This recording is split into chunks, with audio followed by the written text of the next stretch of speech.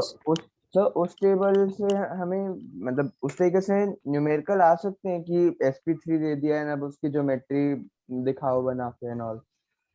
हाँ मतलब दिखाने वाला तो नहीं, लाइक आपको मैंने जो बताया था कि ये कंपाउंड है, इससे आप उसका हाइब्रिडाइजेशन बताइए है, ठीक है। फिर से आपका उसका tetrahedral, magnetic nature, magnetic movement, ये सब फाइंड आउट करने को आता है। Okay sir.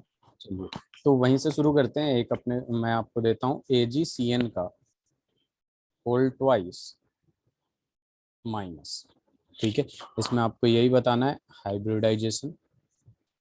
हाइब्रिडाइजेशन पता चलते ही आप क्या बता सकते हैं? ज्योमेट्री, ज्योमेट्री के अलावा मैग्नेटिक नेचर। सिल्वर का एटॉमिक नंबर पता है?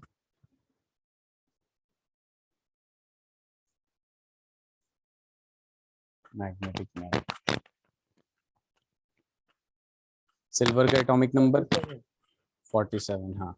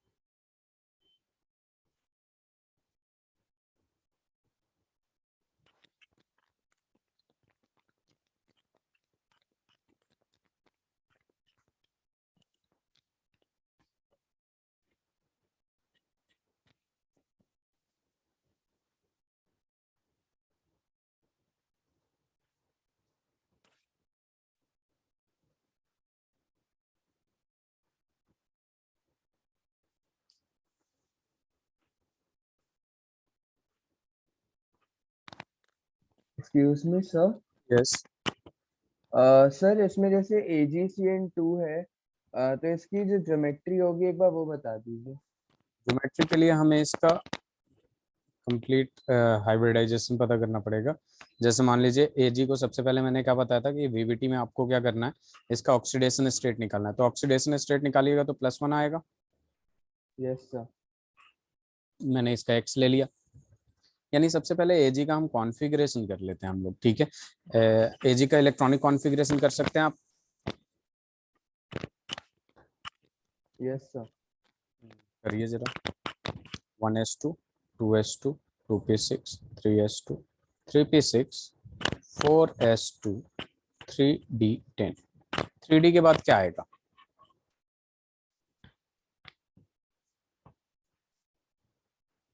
बताइए।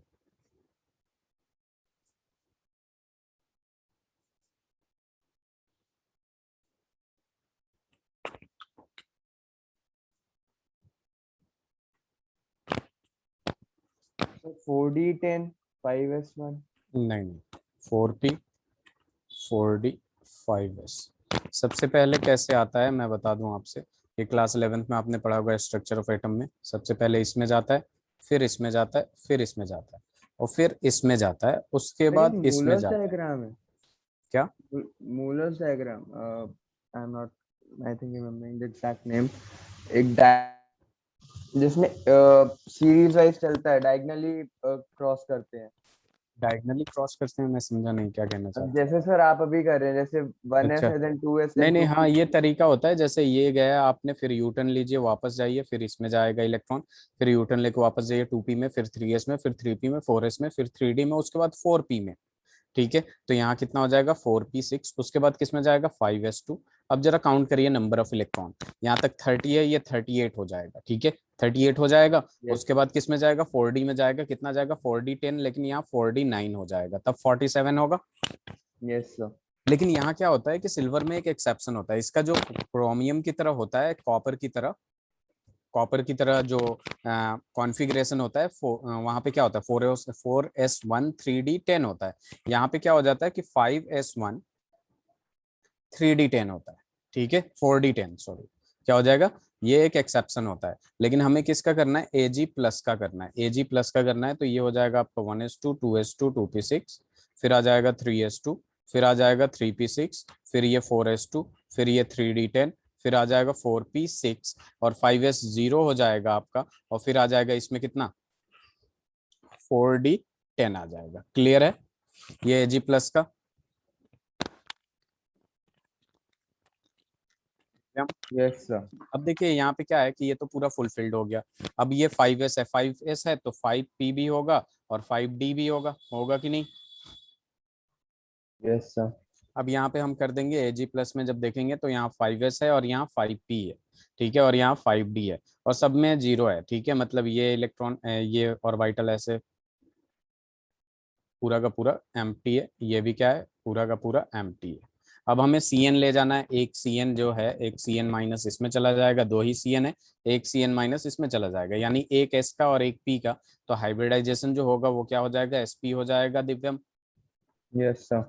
अब ये sp हाइब्रिडाइजेशन हो गया तो sp के अलोंग जो कौन ज्योमेट्री होता है, क्लास 11th में आपने पढ़ा है, क्या होता है, लीनियर होगा। Yes sir. यहाँ देखिए कोई भी अनपेयर्ड इलेक्ट्रॉन है, कोई भी अनपेयर्ड इलेक्ट्रॉन नहीं है। यहाँ से यहाँ तक ये भी पेयर्ड है, ये भी पेयर्ड है, इसमें तो है ही नहीं। ये पेयर्ड सारे के पेयर्ड है, तो ये क्या हो जाएगा, डायमैग्नेटिक हो जाएगा।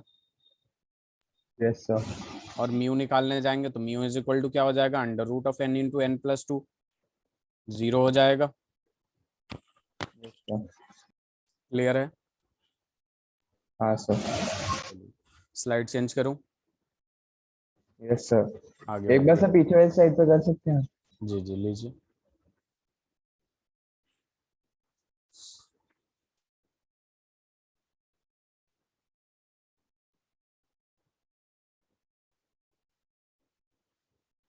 Sir next slide please.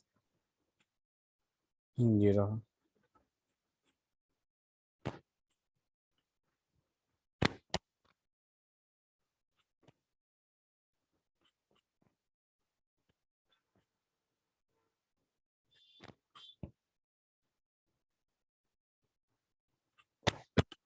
Yes sir, thank you. चलिए अब देखिए अपने पास आता है एक टर्म, एक टॉपिक आता है EAN, इफेक्टिव एटॉमिक नंबर।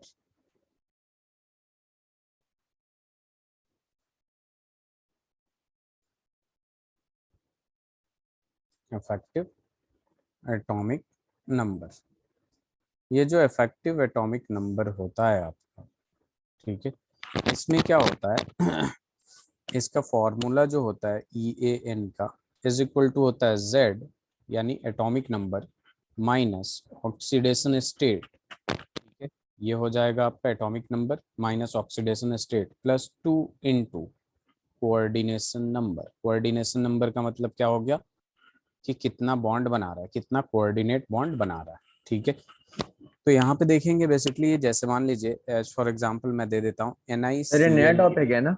हाँ, इसी का है नया टॉपिक। ठीक है, NiCl4 का पावर -2। ठीक है, सबसे पहले देखिए यहाँ पे मैं लिख देता हूँ कि जो आपका Z है वो क्या है, आपका एटॉमिक नंबर। Z जो है आपका वो है एटॉमिक नंबर। और जो आपका OS है, ठीक है, ये क्या है, ऑक्सीडेशन स्टेट है। CN जो है आपका वो क्या है, कोऑर्डिनेशन नंबर है। क्या हो जाएगा, कोऑर्डिनेशन नंबर। ठीक है, एक मिनट दिव्यांग।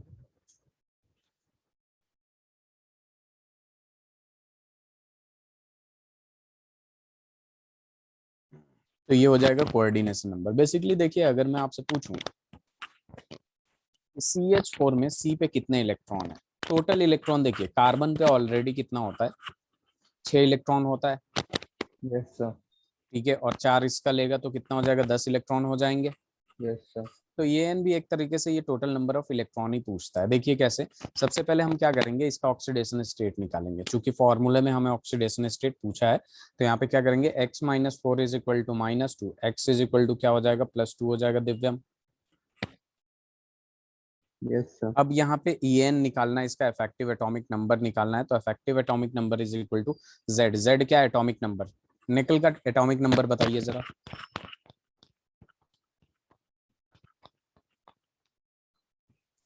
एटॉमिक नंबर याद है, निकल का 28 सर होता है। कितना 28 आता है, होता है। 28 माइनस ऑक्सीडेशन स्टेट, यानी 2 इलेक्ट्रॉन लूज कर दिया तो +2 हो गया, तो इसको माइनस कर दिया मैंने। ठीक है, +2 इंटू इसका कोऑर्डिनेशन नंबर बताइए जरा, इसका कोऑर्डिनेशन नंबर क्या होगा।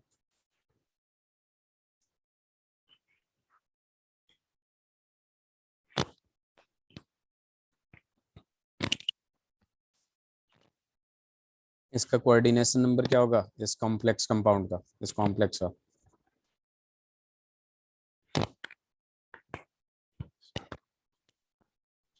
सर 6। 6 कोऑर्डिनेशन नंबर क्या होता है, कोऑर्डिनेशन नंबर क्या होता है दिव्यम।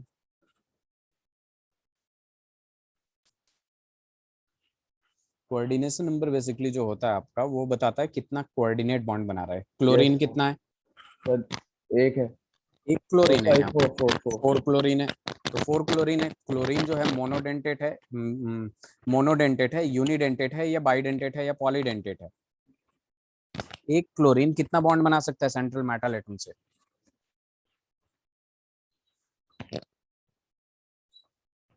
उसके लिए पहले एटॉमिक नंबर ऑफ क्लोरीन पता होना चाहिए ना। ऐसा थोड़ी है, मैंने पूरा लिखवाया था, क्लोरीन फ्लोरीन, क्लोरीन तो एक ही बॉन्ड बनाएगा ना। Yes sir. ये मोनोडेंटेट है, H2O एक बॉन्ड बनाता है, NH3 एक बॉन्ड बनाता है, CO एक बॉन्ड बनाता है, ये सारी चीजें लिखवाया था मैं। Yes sir. तो यहाँ पे क्लोरीन एक बॉन्ड बनाएगा सेंट्रल मेटल एटम से, एक क्लोरीन एक बॉन्ड बनाएगा, यस तो सर। 4 क्लोरीन कितना बनाएगा, 4 बनाएगा। Yes sir. और 4 कोऑर्डिनेट बॉन्ड हुआ तो कितने, कितना कोऑर्डिनेशन नंबर हो गया, 4। 4 हो गए कि नहीं। तो ये 2 यस। इंटू 4 हो जाएगा। तो यहाँ पे देखिए 28 माइनस 26 हो जाएगा, +8 इज इक्वल टू कितना हो गया, 34 आ गया इसका EN। Yes sir. समझ में आया क्या करना है, atomic number minus oxidation state +2 into coordination number. ठीक है, यस सर। इसे लिख लीजिए, फिर मैं कुछ क्वेश्चंस कराता हूँ इस पे, फिर हम लोग स्टार्ट करेंगे CFT।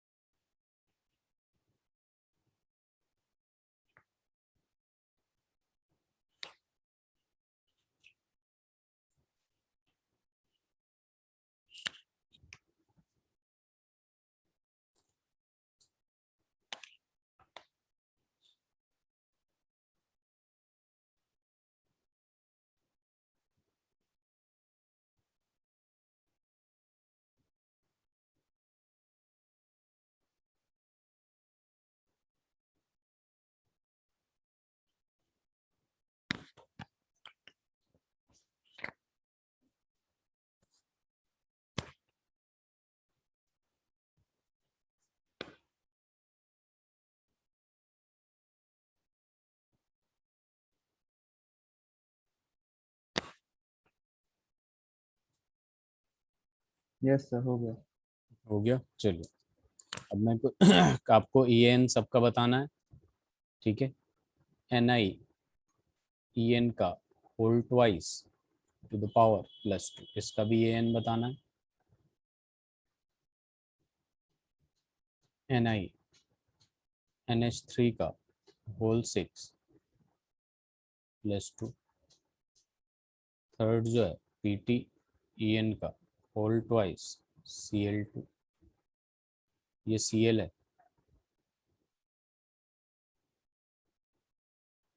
फोर्थ है आपका CO NH3 का होल 6 +2। फिफ्थ है आपका PT NH3 का होल 6 Cl4।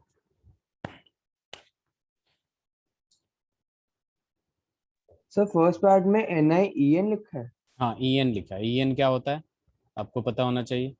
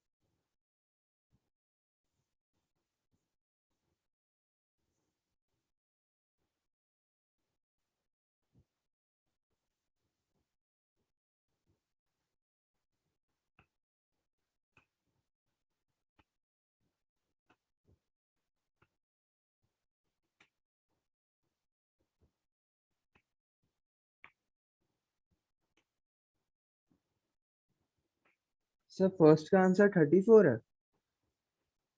फर्स्ट का आंसर 34। Very good.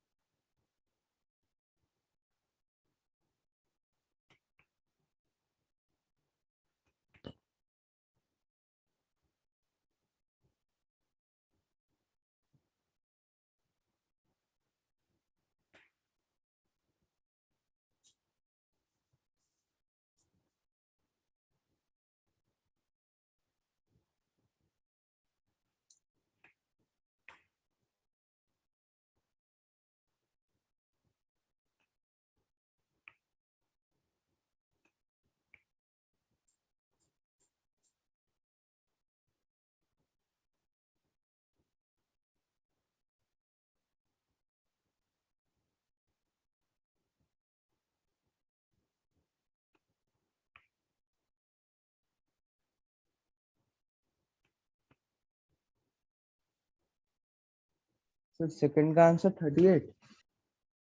38 बिल्कुल सही। 38 34।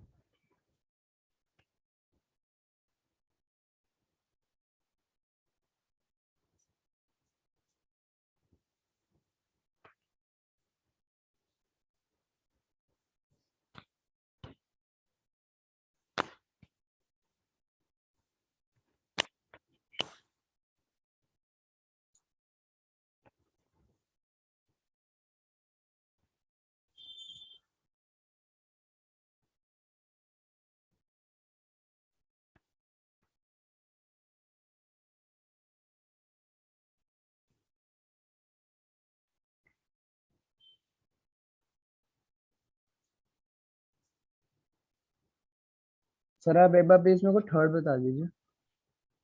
प्लेटिनम है। प्लेटिनम का एटॉमिक नंबर पता है आपको? 78 होता है। अब कर लेंगे। सर आप एक बार बता दीजिए। E N is equal to क्या होता है, जेड माइनस ऑक्सीडेशन स्टेट, और प्लस में आ जाता है 2 इंटू कोऑर्डिनेशन नंबर। इसका एटॉमिक नंबर कितना हो गया आपका, 78 हो गया। माइनस ऑक्सीडेशन स्टेट निकालिएगा तो +2 आएगा। x plus 0 minus 2 is equal to 0, तो x इज इक्वल टू कितना आएगा, +2 आएगा दिव्यम। Yes sir. तो यहाँ पे 2 लिख देंगे, ठीक है। -2 सॉरी +2 इंटू कोऑर्डिनेशन नंबर। बताइए जरा, ई एन क्या है, ई एन का फुल फॉर्म क्या होता है? Sir ethylene diamine. Ethylene diamine कितना बॉन्ड बनाता है, कोऑर्डिनेट बॉन्ड कितना बनाता है? सर दो डाइडेंटेट है बनाएगा तो ना, दो ई बनाता एन है, तो टू है। दो, दो है, दो बनाएगा, एक दो बनाएगा तो दो चार बना लेगा। Yes sir. और सीएल यूनिडेंटेट होता है तो ये दो बनाएगा, टोटल कितना हो गया, 6 हो गया कोऑर्डिनेशन नंबर। Yes sir. ठीक है, तो ये कितना हो जाएगा, 76 प्लस 12 इज इक्वल टू कितना आ गया, 88 हो गया। आसान है। Yes sir.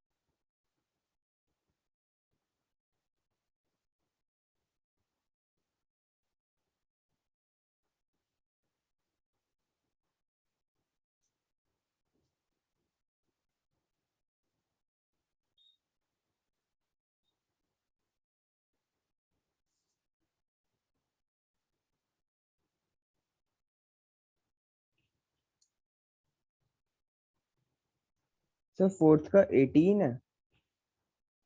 फोर्थ का 18 पॉसिबल ही नहीं है। कोबाल्ट का एटॉमिक नंबर कितना लिया आपने दिव्यम? सर 26। 26। तो फिर आयरन का कितना होता है, manganese okay yes manganese sir. हाँ आयरन आयरन कोबाल्ट का होता है ना। 27 होता है। Yes sir. कर लेंगे अब, या बताऊं मैं, 27 माइनस ऑक्सीडेशन स्टेट कितना है, 2 आएगा, plus yes 2 into sir. Coordination number 6 होगा। यस ये सर। कितना हो जाएगा, 25 plus 12 which is equal to 37 आ जाएगा। Yes sir. बस हो गया।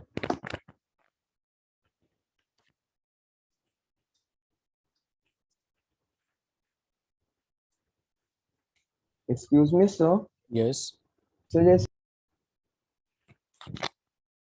जैसे ये क्वेश्चंस हैं सर, बाकी जो अगर इनके अलावा एग्जाम में क्वेश्चंस आते हैं जिसमें वो 67 या 88 जैसे एटॉमिक नंबर के तो कंपाउंड वो गिवन होगा, देंगे। मोस्ट प्रोबेबली गिवन होगा। ओके।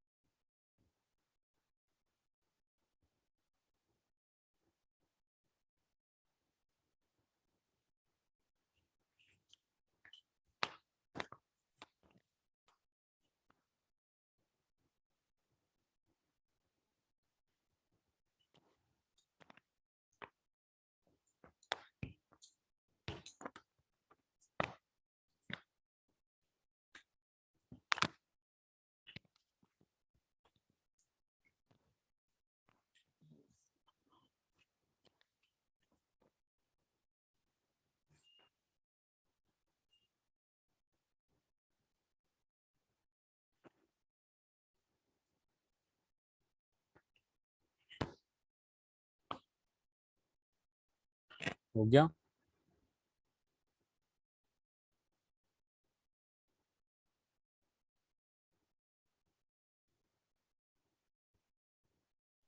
सर लास्ट वाले का 78 है। लास्ट वाले का 78 है। Let's check it out. इसका एटॉमिक नंबर कितना होता है? 78 होता है। ऑक्सीडेशन स्टेट कितना है आपका?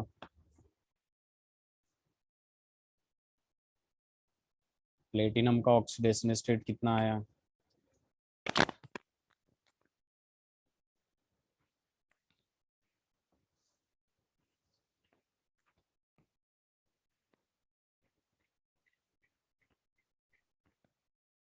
Hello sir, am I Audible?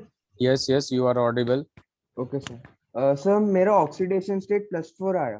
+4 कैसे आ जाएगा? जरा देखिए। प्लेटिनम का X ले लिया हमने, NH3 का 0 होगा, क्लोरीन का -4। Very good. तो यहाँ पे आ जाएगा X इज इक्वल टू +4। ठीक है। अब यहाँ पे देख लेंगे हम लोग कि यहाँ पे +4 आ गया तो -4 हो जाएगा। 78 -4 +2 इंटू कोऑर्डिनेशन नंबर कितना है?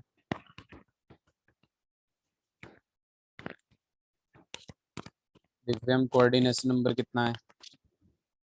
सर 6। 6 है। तो ये जब माइनस करेंगे तो ये कितना हो जाएगा? 74 हो जाएगा, +12 होगा। तो ये कितना हो जाएगा? 86 हो गया ना? Yes sir. यहाँ पे वेरी गुड, ये +4 ही होगा। मुझे लगा यहाँ पे Cl2 है, दिमाग में चल रहा था। ठीक है। Okay sir. तो आप ये n निकाल सकते हैं। Yes sir. चलिए। अब देखिए यहाँ पे आता है अपने पास एक नया थ्योरी जिसको हम लोग कहते हैं क्रिस्टल फील्ड थ्योरी। आपके पास बायो है? Yes sir. ओके। देखिए यहाँ पे क्रिस्टल फील्ड थ्योरी की जब बात करते हैं हम लोग, ठीक है, तो क्रिस्टल फील्ड थ्योरी, एक मिनट, मैंने लिमिटेशंस ऑफ वीवीटी लिखवा दिया था क्या लास्ट क्लास में आपको? सर 2 पॉइंट्स लिखवाए थे। ठीक है। उसमें यही लिखवाया था, कलर कंपाउंड के बारे में इन्होंने कुछ नहीं बोला। ठीक है। सर एक और कलर फिर compound and there is not a differentiation between weak and strong field ligand. Okay, एक और पॉइंट लिख लीजिएगा उसमें। ठीक है। कि यहाँ पे दो टाइप का ये होता है, ठीक है, एक टेट्राहेड्रल और दूसरा स्क्वायर प्लेनर। ठीक है। जिसका कोऑर्डिनेशन नंबर 4 होता है। तो इसमें ये भी लिख सकते हैं, इट कैन नॉट प्रेडिक्ट या determine, it can not determine exact prediction of exact prediction of tetrahedral and square planar, tetrahedral and square planar complex. ठीक है। In coordination number equals to 4। ठीक है, ये थर्ड लिमिटेशन था। अब हम लोग शुरू करेंगे।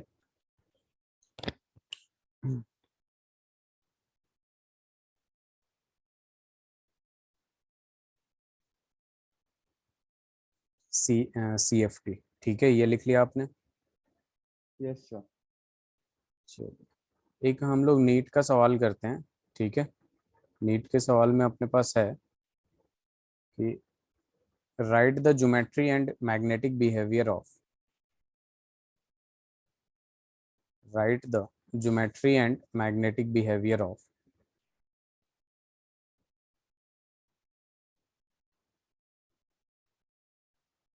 मैग्नेटिक बिहेवियर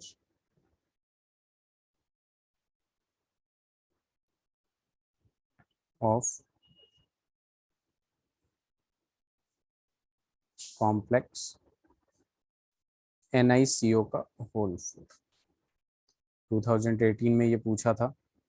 इस सवाल को करिए जरा।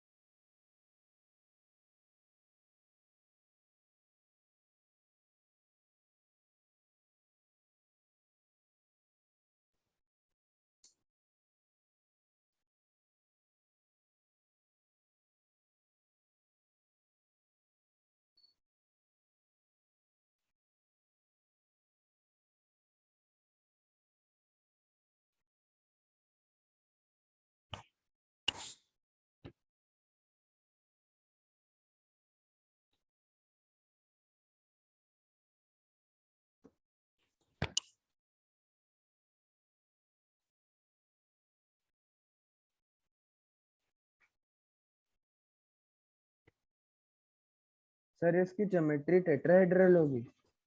ज्योमेट्री टेट्राहेड्रल होगी। जरा इसमें देखिए, सीओ जो होता है वो स्ट्रॉन्ग लिगेंड होता है। Yes sir. अब बना के देखिए।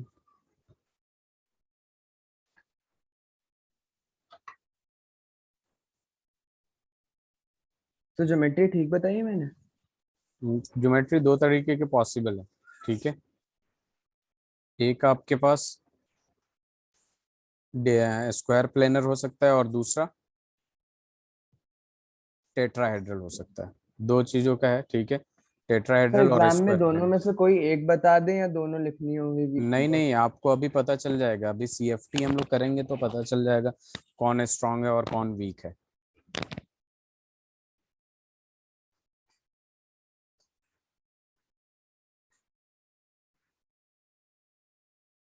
टेट्राहेड्रल वैसे होगा, आपने सही बताया। Sir paramagnetic.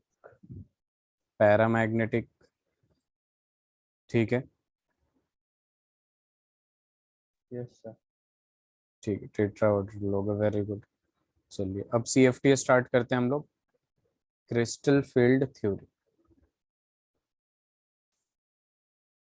देखिए यहाँ क्रिस्टल फील्ड थ्योरी में, ठीक है, जो चीज़ जो वीवीटी ने एक्सप्लेन नहीं कर पाया उसमें ये पढ़ेंगे, ठीक है। इन्होंने क्या बताया था, जैसे वीवीटी में क्या होता है आपका कि कोऑर्डिनेट बॉन्ड बनता है, ठीक है। यहाँ पे इन्होंने बोला था कि क्रिस्टल फील्ड थ्योरी ने ये बोला था, crystal field theory, crystal field theory ने ये बोला था कि ये जो मॉडल होता है बेसिकली, ठीक है, ये पूरा का पूरा इलेक्ट्रोस्टैटिक मॉडल बता दिया था इन्होंने, ठीक है। क्योंकि ये जो मेटल एटम होते हैं, सेंट्रल मेटल एटम, उस पर पॉजिटिव चार्ज होता है, ठीक है। और यहाँ पे जो आपके निगेटिव लिगेंड्स होते हैं या फिर जो न्यूट्रल होते हैं, बेसिकली न्यूट्रल का मतलब क्या होता है, लोन पेयर होता है, वो निगेटिवली चार्ज इलेक्ट्रॉन क्या होता है, निगेटिव होते हैं। उन दोनों के बीच में एक फोर्स ऑफ अट्रैक्शन लगेगा, इलेक्ट्रोस्टैटिक फोर्स ऑफ अट्रैक्शन कहा जाता है। तो इसी के पॉस्टुलेट्स लिख रहा हूं मैं। CFT is an electrostatic model, is an electrostatic model which describes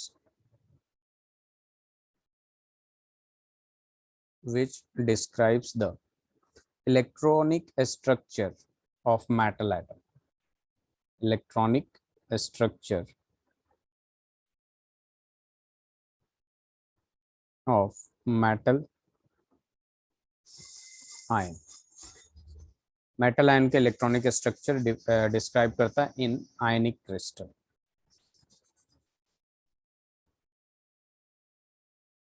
ठीक है, जैसे मान लीजिए आपके पास कोई है Ni+2 है, ठीक है। अब इसके आसपास क्या होंगे, जैसे मान लीजिए आपके पास Cl- है, ये जाके इसमें लगेगा, Cl- है, ये जाके इसमें लगेगा। तो बेसिकली इन्होंने क्या बोला था कि ये एक इलेक्ट्रोस्टैटिक मॉडल है। क्लियर है दिव्यम? एक बार फिर से बता दीजिए। जैसे देखिए अपने पास क्या हो जाता है कि Ni+2 में है, यानी ये पॉजिटिवली चार्ज है, केटायन है कि नहीं। यस अब सर। यहाँ पे नेगेटिवली चार्ज जो होंगे, ठीक है, Cl- हो गया, Cl- हो गया, या NH3 न्यूट्रल ही है। न्यूट्रल है तो भी इसके पास इलेक्ट्रॉन पेयर होता है। इलेक्ट्रॉन पेयर क्या होता है, नेगेटिवली चार्ज होते हैं। Yes sir. तो इन दोनों में क्या होगा, फोर्स ऑफ अट्रैक्शन लगेगा। हाँ सर। इसलिए इन्होंने क्या बोला था कि ये जो कॉम्प्लेक्स कंपाउंड होते हैं, CFT is based on totally electrostatic model. Clear है? Yes sir. ठीक है। अब देखिए दूसरा पॉइंट इनका देखते हैं हम लोग क्या होता है। दूसरे पॉइंट में अपने पास क्या आता है, it produces N approximate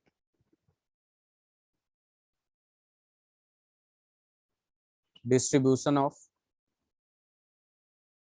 distribution of electronic energy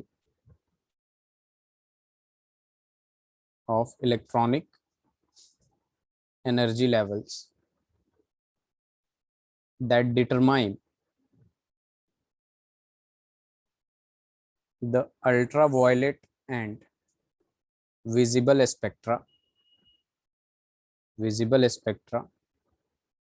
but not bonding.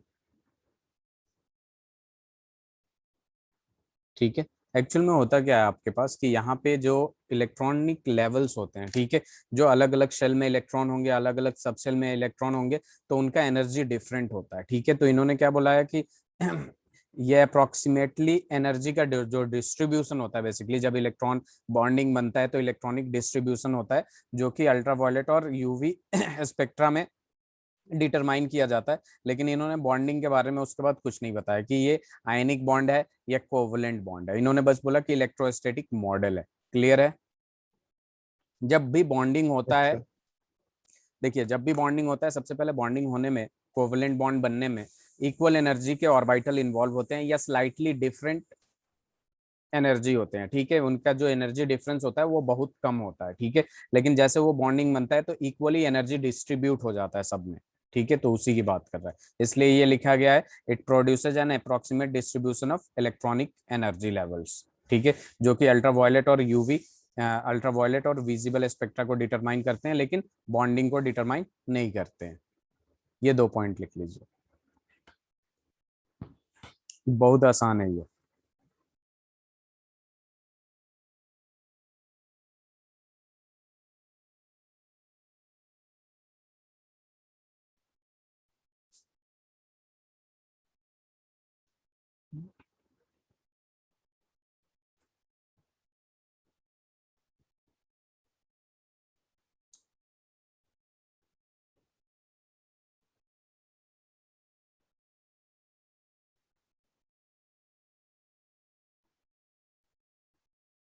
Yes sir, लिखिए। लिख लिए। चलिए अब देखिए यहाँ पे CFT की बात हुई। इसके बाद देखिए यहाँ पे बोला गया है जैसे कि जब भी फ्री स्टेट में डी ऑर्बिटल होता है, ठीक है, आइसोलेटेड स्टेट में, जैसे जस्ट सपोज डी ऑर्बिटल की जब बात हो रही है तो ये रहा आपके पास, ध्यान से देखिएगा। ये एक ये जो होता है, इसमें आपने पढ़ा होगा क्लास 11 में, DXY, DYZ, DXZ, DX² minus Y², और इसको कहते हैं DZ²। जैसे आपने P में देखा होगा, P में क्या होता है, P में 3 बॉक्स होते हैं, तो एक PX होता है, एक PY होता है और एक PZ होता है। इसका जो शेप होता है वो ये डंबल शेप होता है, और इन लोगों का जो शेप होता है ना, ये डबल डंबल शेप होता है। क्या होता है? डबल डंबल शेप होता है। क्लियर है? Yes sir. ठीक है। तो ये वाला जो होता है आपका DXY होता है, DYZ, DXZ, DX² minus Y², और ये क्या होता है? DZ²। क्लियर है? तो इन्होंने बोला था कि जब आइसोलेटेड होगा, फ्री स्टेट में होगा, तो इनका जो एनर्जी होता है इक्वल होता है। इक्वल एनर्जी वाले को हम कहते हैं डीजेनरेट ऑर्बिटल्स। जब इन सब का एनर्जी इक्वल होगा तो इसको क्या कहते हैं? Degenerate orbitals. क्लियर है? तो सर उनकी सेम एनर्जी क्या होती है, जीरो?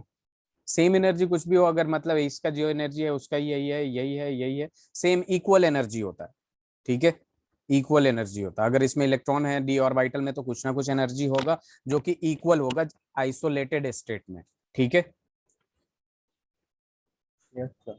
ठीक है, जैसे आपने फर्स्ट सेल का एनर्जी क्लास 11 में पढ़ा है, -13.6 Z²/n² वोल्ट से आता है आपका, इलेक्ट्रॉन वोल्ट से -13.6, दूसरे का आता है -3.4। तो ये बस इतना ध्यान में रखना है कि इक्वल एनर्जी होता है आइसोलेटेड स्टेट में, ठीक है। तो पहला जो पॉइंट होगा आपने, इन फ्री स्टेट, या फिर यूं कह लीजिए आइसोलेटेड सर ये स्टेट। CFT के अंदर है ना? हाँ, इन फ्री स्टेट और isolated state, all the d orbitals, all the d orbitals, ठीक है। d ऑर्बिटल्स कौन कौन से होते हैं? DXY, DYZ, DXZ, DX² minus Y² and DZ², ठीक है। ये सारे have same energy and are called degenerate orbitals, and are called degenerate orbitals। ठीक है। अब देखिए यहाँ पे क्या होता है कि दो टाइप के हम लोग करते हैं, ठीक है। दो टाइप से हम लोग इसको डिवाइड करते हैं, एक टेट्राहेड्रल के लिए पढ़ना होता है हमें और एक ऑक्टाहेड्रल के लिए पढ़ना होता है, ठीक है। इसका जो दूसरा पॉइंट है उसको लिख रहा हूं मैं पहले, on the basis of orientation, on the basis of orientation of d orbital with coordinate axis, ये दो सेट में हम इसको डिवाइड किए हैं, ठीक है। These are grouped in two sets, these are grouped in two sets, दो सेट में डिवाइड किए हैं हम लोग इन टू सेट्स, ठीक है। एक होता है आपका T2G ऑर्बिटल और एक होता है आपका EG ऑर्बिटल, ठीक है। इसके ओरिएंटेशन के बेस पे, basis of orientation of d orbitals, ठीक है, विद कोऑर्डिनेट एक्सिस पे, ठीक है, ये दो टाइप में डिवाइड किया गया है। पहला जो होता है आपका वो होता है ईजी ऑर्बिटल्स। क्या होता है? Easy orbitals. ये बेसिकली हम लोग ऑक्टाहेड्रल के लिए पढ़ रहे हैं, ठीक है। ईजी ऑर्बिटल्स, ईजी ऑर्बिटल्स को हम लोग क्या कहते हैं? डबली कहते हैं। अभी ये सारी चीजें क्लियर हो जाएंगी आपको। डबली और डबली डिजेनरेट, डिनरेट लिखा गया, डबली डी जेनरेट और non axial orbital, non axial orbital, ठीक है। अब इसको डिफाइन कर देता हूं मैं। These are dx square minus y square and dz square as they lie between axis, ठीक है।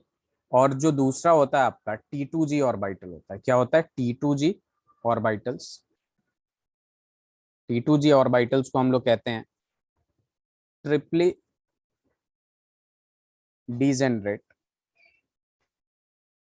और नॉन एक्सियल।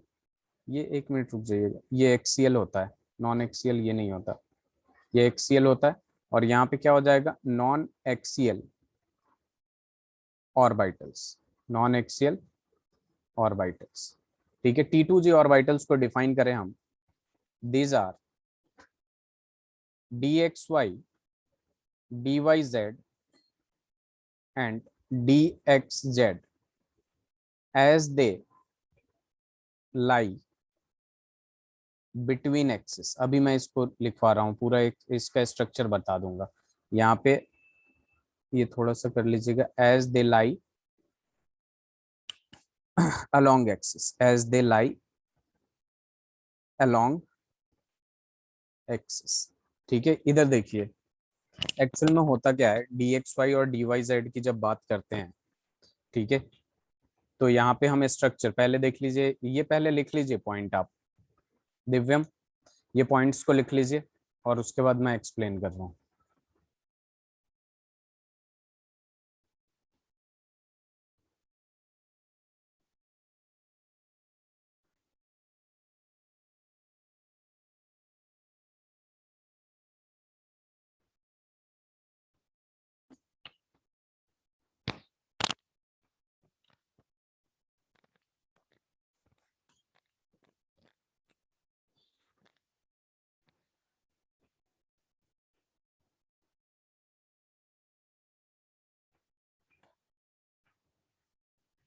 बहुत आसान ही है, अभी के अभी सब कुछ क्लियर हो जाएगा आपका।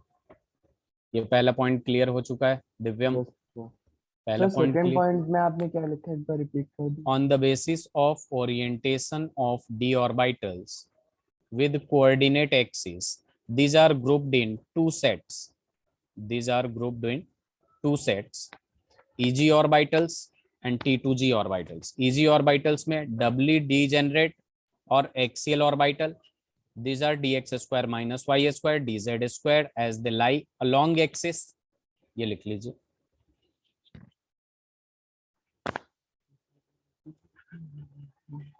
सर जो आपने ब्लू से लिखा है वो थर्ड पॉइंट है ना? हाँ, या मतलब इसी का पार्ट है, इसी का अच्छा, पार्ट है, सेकंड का पार्ट है। इसी का पार्ट है ना।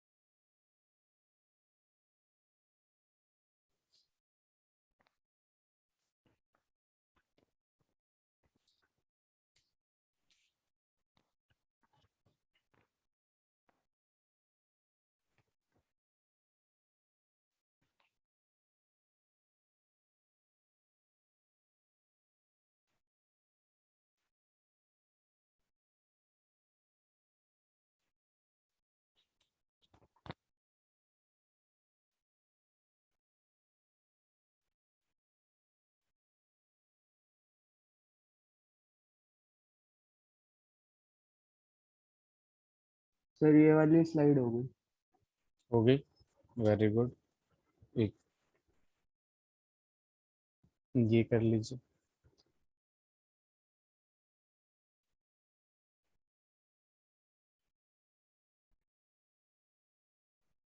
सर एक बार ईजी ऑर्बिटल्स और T2G ऑर्बिटल्स एक्सप्लेन कर दीजिए।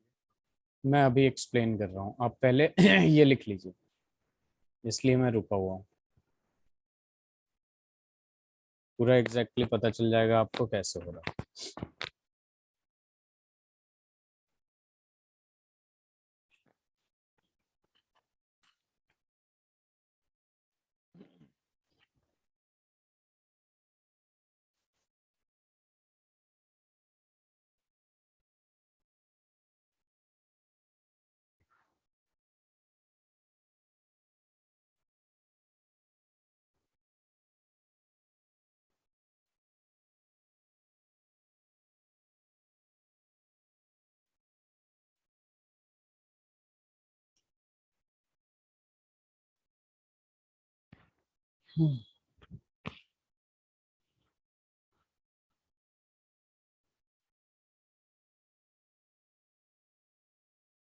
हो गया दिव्यम?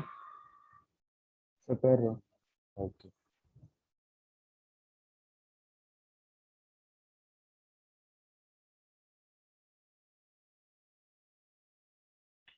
Yes sir. देखिए यहाँ पे क्या होता है।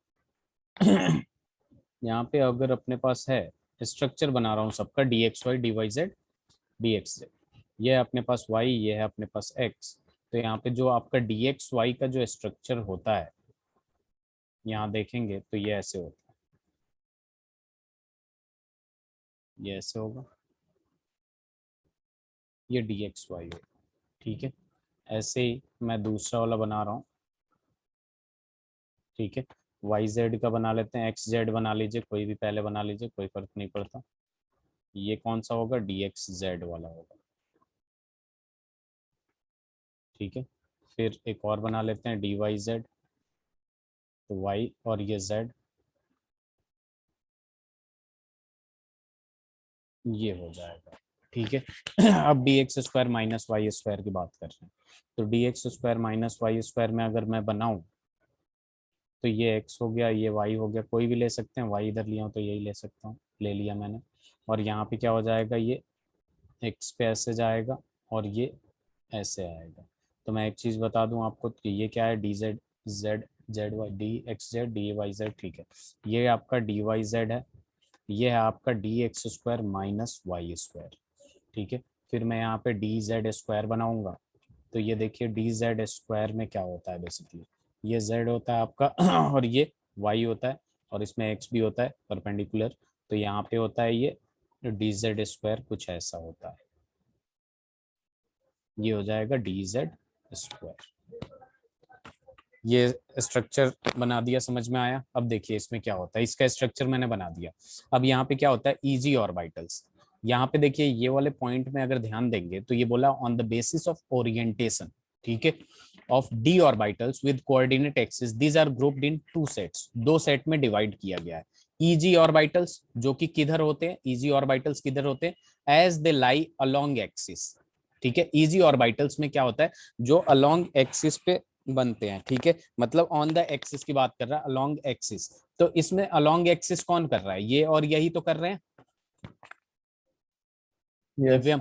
और ये तीनों जो है T2G orbitals, these are dx and they lie between axis. ये तीनों किसमें कर रहे हैं, बिटवीन एक्सिस हैं कि नहीं, जेड और वाई के बीच में, जेड और वाई के बीच में, जेड और वाई के बीच में, जेड और वाई के, एक्स और जेड के, तो बिटवीन एक्सिस है कि नहीं। Yes sir. तो on the basis of orientation ये दो पार्ट में डिवाइड हुआ है, बिटवीन एक्सिस और अलोंग एक्सिस। बिटवीन एक्सिस वाले को हम कहते हैं T2G ऑर्बिटल्स, जो कि तीन है। ठीक है, d x Y D x z और डी वाई जेड। और जो ऑन द एक्सिस और लाई अलोंग एक्सिस है वो दो है, जिसको हम लोग क्या कहते हैं, इजी ऑर्बिटल्स कहते हैं, और उनमें ये दोनों आता है। ये दोनों होगा आपका इजी ऑर्बिटल्स, और ये तीनों होगा आपका T2G ऑर्बिटल्स। अब क्लियर है? Yes Divyam, sir. यस तो सर। इसका स्ट्रक्चर बना लीजिए और अच्छा हो जाएगा।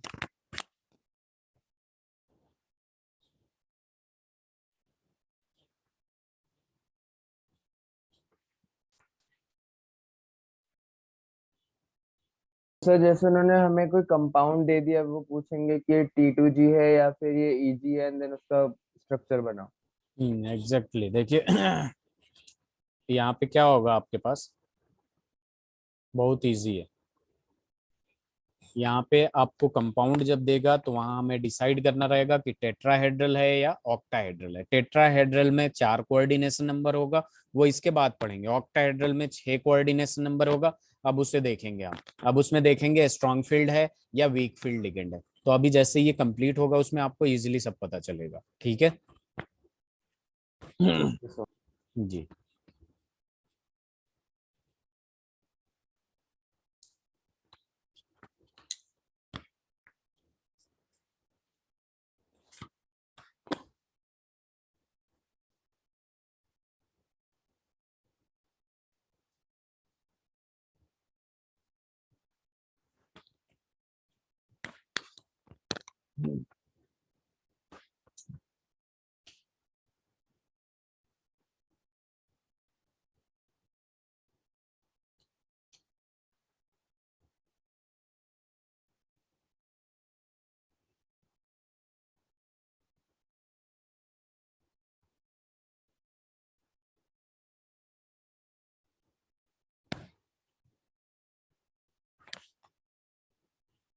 ये ऑक्टाहेड्रल के लिए लिखे हैं हम लोग, ये जो भी लिखे हैं ये किसके लिए, ऑक्टाहेड्रल के लिए। टेट्राहेड्रल में नाम थोड़ा चेंज हो जाता है, ऊपर से नीचे आ जाता है।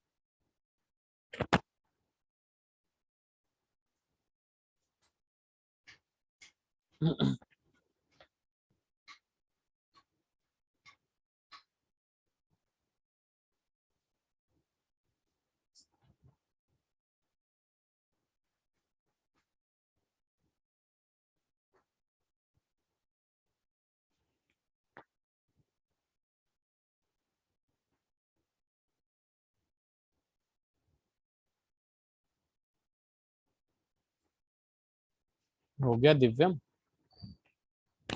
So just 1 second. ओके।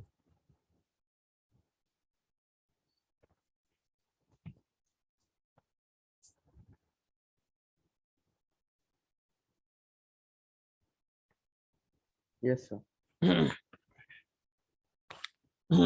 अब देखिए अपने पास क्या आता है, अपने पास आएगा यहाँ पे पोस्टुलेट्स। इन्होंने क्या बोला था तो उसी के बारे में लिखते हैं। आपने इलेक्ट्रोस्टैटिक पढ़ा है ना फिजिक्स में? Yes sir. तो इन्होंने बोला था anionic ligands are treated as negative part negative point charge and neutral ligands. Neutral ligands are point dipoles. ठीक है, तो इन्होंने अपने पास क्या, इन्होंने क्या बोला, अनायनिक लिगेंड जो होंगे वो नेगेटिव पॉइंट चार्ज की तरह ट्रीट किए जाएंगे और न्यूट्रल लिगेंड जो हैं वो पॉइंट डाइपोल की तरह ट्रीट किए जाते हैं। ठीक है, दूसरा पोस्टुलेट देखें हम लोग, तो ये लिख सकते हैं, ये डाइपोल तो पढ़ा होगा ना आपने Yes, दिव्यम? sir. Yes, sir. ठीक है, the interaction between central metal atom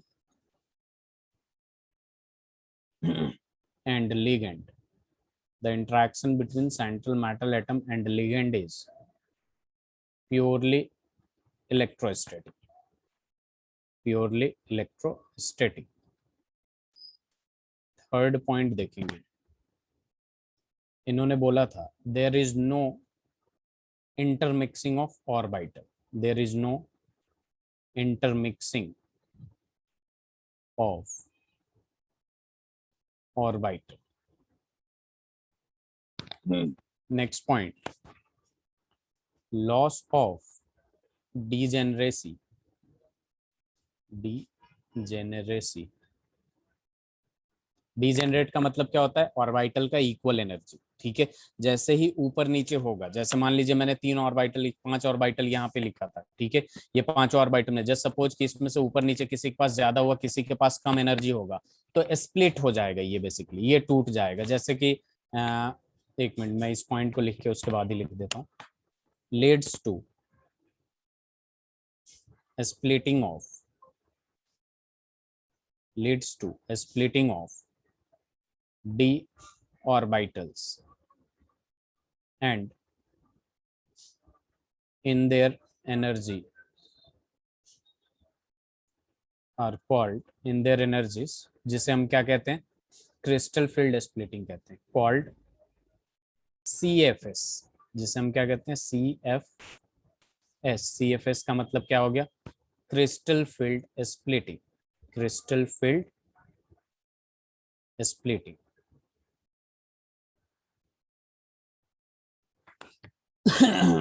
ठीक है, एक्चुअल में होता क्या है, जैसे मान लीजिए अपने पास ये है, अभी ये क्या है, आइसोलेटेड स्टेट में है फिलहाल, और यहाँ पे ये क्या है, सारे के सारे इक्वल एनर्जी के हैं. अब इसमें क्या होगा कि बेसिकली यहाँ पे जब लॉस ऑफ डिजेनरेसी होगा, मतलब कि इसमें एनर्जी ऊपर नीचे अगर जाएगा ऑर्बिटल में, तो ये क्या हो जाएगा, स्प्लिट हो जाएगा. ठीक है, स्प्लिट हो जाता है. ये ऑक्टाहेड्रल की अगर बात करूं मैं, तो ये स्प्लिट ऐसे होता है कि 2 ऊपर जाते हैं और 3 नीचे आते हैं. 2 ऊपर जाते हैं, 3 नीचे आते हैं. इसको हम इजी ऑर्बिटल्स कहते हैं और इसको हम लोग T2G ऑर्बिटल्स कहते हैं. ये नीचे वाले आपके DXY DYZ DXZ होते हैं और ये ऊपर वाले आपके DX square minus Y square DZ square होते हैं. ठीक है, तो ये अभी एक्सप्लेन करना है मुझे ऑक्टाहेड्रल स्प्लिटिंग में. मैं बस ये वाला पॉइंट बता रहा था आपको, loss of degeneracy, equal energy जब टूट जाते हैं, बेसिकली ऊपर नीचे एनर्जी हो जाता है, तब आपका ये क्या हो जाता है, splitting of d orbitals start हो जाता है. क्लियर है? Yes, sir. तो ये पॉस्टुलेट लिख लीजिए. डिजेनरेट ऑर्बिटल्स का मतलब इक्वल एनर्जी होता है, और वो अगर लूज कर दिया तो अपने पास क्या हो जाएगा, आपका splitting of d orbitals.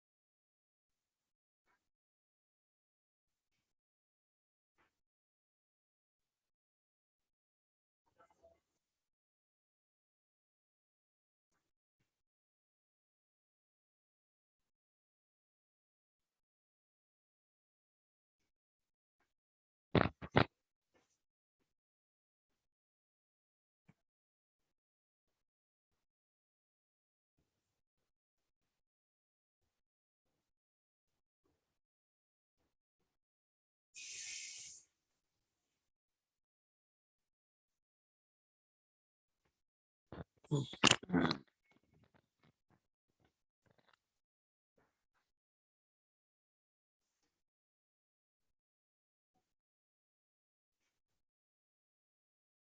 Sir, done.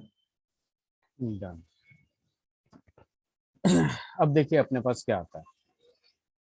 जैसे कि मैंने बताया कि यहाँ पे लिगेंड पे डिपेंड करता है कितना स्प्लिट करेगा, कितना स्प्लिट नहीं करेगा। अगर लिगेंड स्ट्रांग होगा तो आपका स्प्लिटिंग सबसे ज्यादा होगा, अगर लिगेंड स्ट्रांग नहीं होगा तो स्प्लिटिंग कम होगा। कहने का मतलब ये है कि जैसे मान लीजिए आपका ये ऑर्बिटल है, इतना स्प्लिट किया, अगर इससे वीक होगा तो इसमें स्प्लिटिंग जो होगा यहाँ से यहीं तक होगा। अगर इससे ज्यादा स्ट्रांग होगा तो यहाँ पे जो स्प्लिटिंग होगा बहुत ज्यादा होगा, यहाँ से ऐसे स्प्लिटिंग होगा। समझ रहे हैं आप? जितना ज्यादा स्प्लिटिंग होगा, ठीक है, उतना ज्यादा स्ट्रांग लिगेंड है। ठीक है, जितना ज्यादा स्प्लिटिंग होगा उतना ज्यादा स्ट्रांग लिगेंड है। ये इतना किया हो सकता है कोई लिगेंड ऐसा होगा जो इससे ज्यादा यहाँ से, ठीक है, यहाँ इतना करे, हो सकता है इससे वीक होगा तो यही कर ले। समझ रहे हैं आप? ये डिपेंड करता है तो जो मतलब स्प्लिटिंग। सर वो जितना वीक होगा वो मेन एटम के उतने ही पास रहेगा। हाँ, मेन एटम नहीं है, वो ऑर्बिटल है, स्प्लिटिंग ऑर्बिटल। हो रहा है। हाँ, ऑर्बिटल है। तो यहाँ पे देखिए एक पॉइंट लिखिएगा, in the field, strong field weak field की बात कर रहा है, सर प्रोड्यूस पोस्टुलेट्स के बाद। पोस्टुलेट्स, हाँ मतलब इसी में है next point, in the field produce by surrounding ligand, surrounding ligand is symmetrical, symmetrical, then d orbitals, then d orbital of metal is degenerate। अगर सिमेट्रिकल होगा तो डीजेनरेट होगा, यानी वहां पे इक्वल एनर्जीज होंगे, बट मोस्ट ऑफ केसेस में symmetrical नहीं होता है। But in most cases, most of complexes, degeneracy is lost because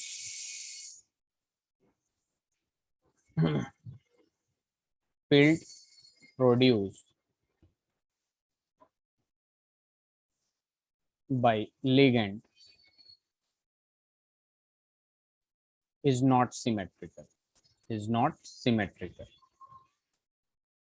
Field produced by ligand is not symmetrical, and all d orbitals are not equally affected by ligand field। देखिए यहाँ पे क्या होता है कि एक्चुअल में यहाँ पे सिमेट्री अपना लूज करता है, जिसकी वजह से डीजेनरेसी लूज हो जाता है तो स्प्लिटिंग होता है। अगर सिमेट्री लूज नहीं करता, डीजेनरेसी लूज नहीं होता, तो स्प्लिटिंग नहीं होती। ठीक है, लेकिन लिगेंड जो होते हैं, स्ट्रॉन्ग फील्ड और वीक फील्ड लिगेंड होने की वजह से वो क्या करते हैं, फील्ड प्रोड्यूस करते हैं, जिसकी वजह से सिमेट्री लूज होता है। सिमेट्री लूज होता है तो आपका डीजेनरेसी भी लूज हो जाता है, इस वजह से स्प्लिटिंग हो जाती है।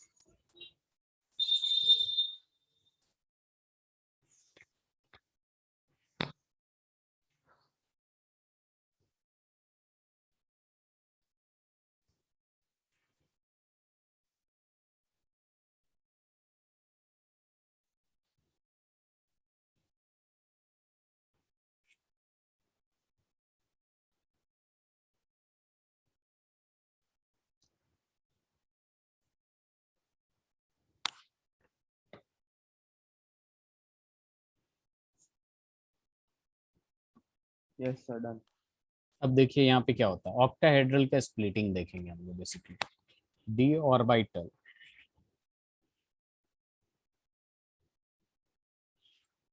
स्प्लिटिंग टॉपिक डाल लीजिएगा, D orbital splitting in octahedral crystal field, in octahedral crystal field. d orbital splitting in octahedral crystal field. देखिए यहाँ पे अभी ये डिजेनरेसी है, यहाँ पे आपका 1 2 3 4, मतलब यहाँ सारे ही ऑर्बिटल्स हैं, जैसे dx y, फिर उसके बाद dx z या dy z, फिर dx z dy dx z, फिर आपका आ जाएगा dx square minus Y square वाला है, और फिर आपका लास्ट वाला डी जेड स्क्वायर।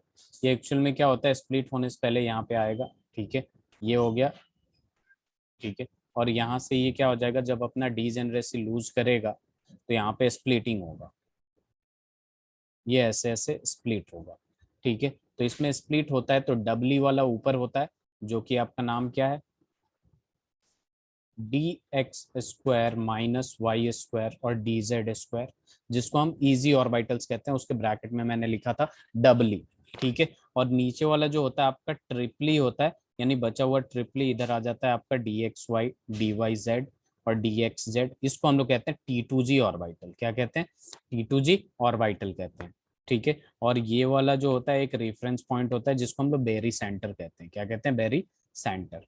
तो यहाँ लिख देंगे बेरी सेंटर, ठीक है। अब देखिए यहाँ पे ये यहाँ से यहाँ तक का एनर्जी और यहाँ से यहाँ तक का एनर्जी हम लिखते हैं, ठीक है। ये जो ऊपर वाला एनर्जी होता है यहाँ से यहाँ तक का, ये होता है 3/5 डेल्टा नॉट, डेल्टा एनर्जी है, और ओ जो लिखा है वो बेसिकली ऑक्टाहेड्रल रिप्रेजेंट कर रहा है। क्या रिप्रेजेंट कर रहा है, ऑक्टाहेड्रल। और नीचे वाला जो होता है वो होता है 2/5 होता है। क्या होता है, 2/5 डेल्टा नॉट, ठीक है। 2/5 डेल्टा नॉट, क्लियर है।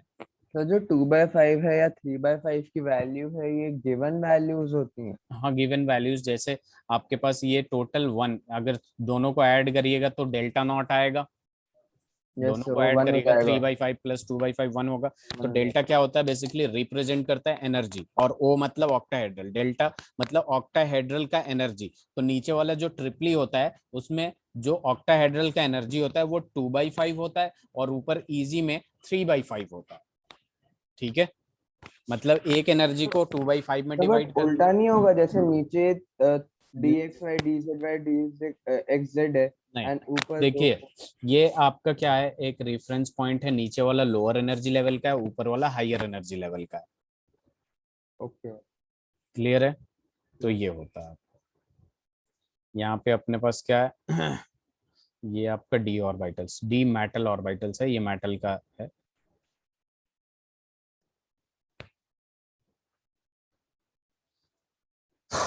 यहाँ लिख सकते हैं हम लोग एवरेज एनर्जी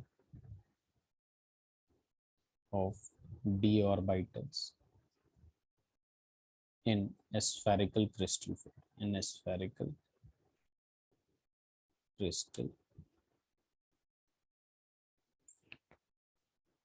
बहुत आसान है ये, ऑक्टाहेड्रल के लिए मैंने बताया आपको, तो यहाँ लिख सकते हैं हम लोग सर ये सिर्फ ऑक्टाहेड्रल के लिए यूज होता है, ये वाला? ऑक्टाहेड्रल के लिए, हाँ। ये और एक एक दूसरा जो पढ़ेंगे, अभी तो नहीं हो पाएगा पूरा, नेक्स्ट क्लास में वो टेट्राहेड्रल के लिए पढ़ेंगे।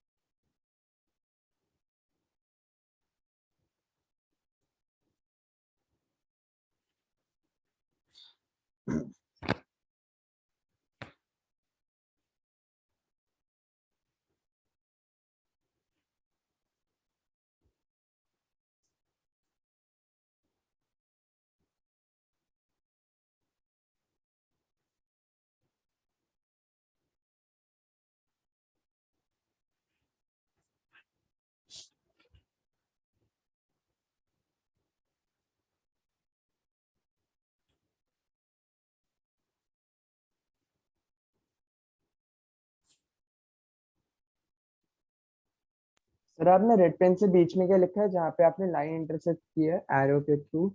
बैरी सेंटर, बैरी सेंटर, BARYCENTER।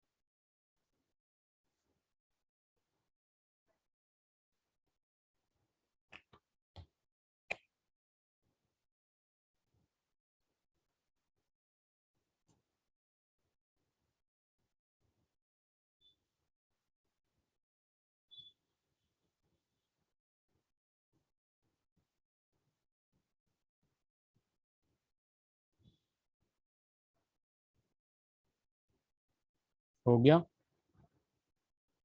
सर बस होने वाला है।